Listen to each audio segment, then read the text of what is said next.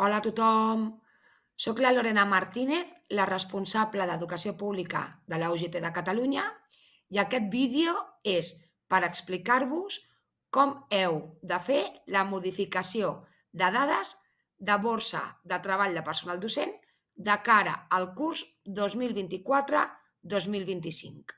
A la descripció us deixarem el link perquè pugueu fer la modificació de dades.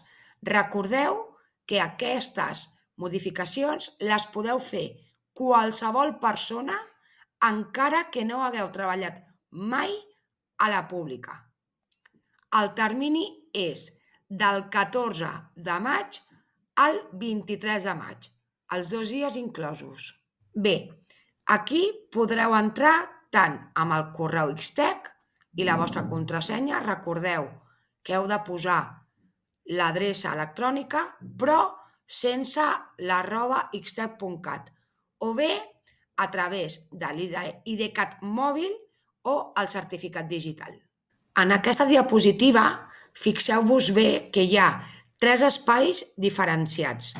El primer són les dades que tenim actualment a la borsa en aquest curs 23-24 i que durant el curs tiren d'aquestes dades a l'hora de fer substitucions.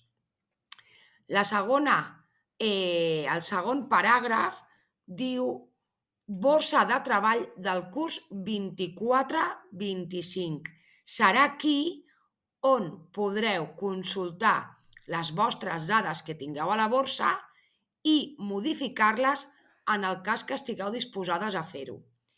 El tercer paràgraf és per fer la sol·licitud de les adjudicacions d'estiu. Recordeu que les persones que poden accedir a fer-les són aquelles que compleixen els requisits. Els requisits són 1.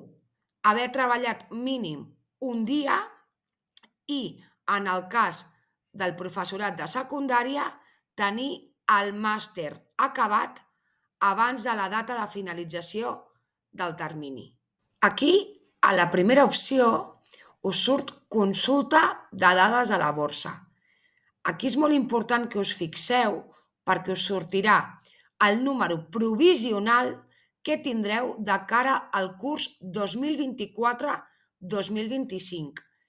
En el cas que no hi estigueu d'acord en aquest número, heu de fer la reclamació contra el nou número d'ordre en les dates establertes per la modificació de dades, des del 14 de maig al 23. Els 2 dies inclosos, És important que ho sapigueu. Aquestes reclamacions les heu d'enviar a través de petició genèrica al vostre servei territorial.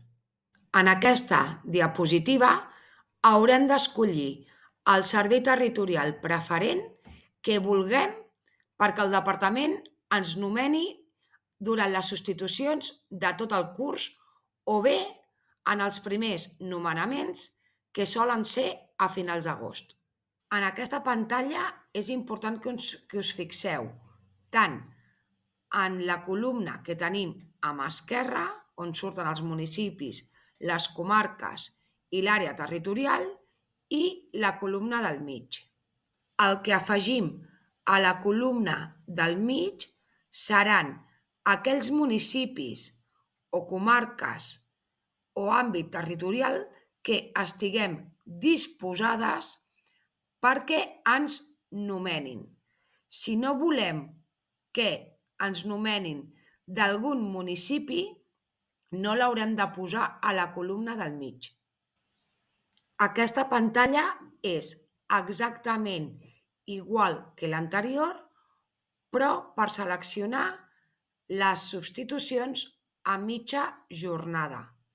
En el cas que vulgueu tenir opcions perquè us assignin una substitució a mitja jornada, haureu de seleccionar els diferents municipis, comarca o àmbit territorial que estigueu disposades a anar a treballar i afegir-les a la columna del mig. No esteu obligades a marcar aquesta opció si no la voleu. Bé, seguim amb el procediment. En aquesta pantalla surt la segona adjudicació. Aquesta segona adjudicació serà per a aquelles substitucions que s'hagin quedat desertes. En el cas que vulgueu tenir més opcions i poder participar en el segon servei territorial, el podreu seleccionar. Un cop haguem modificat les dades i donar el botó DESA, continuarem i ens sortirà aquesta pestanya on ens informa que el tràmit que hem fet ha estat finalitzat correctament. Us anunciem que a partir de l'1 de setembre de 2024 podreu modificar dades en qualsevol moment del curs.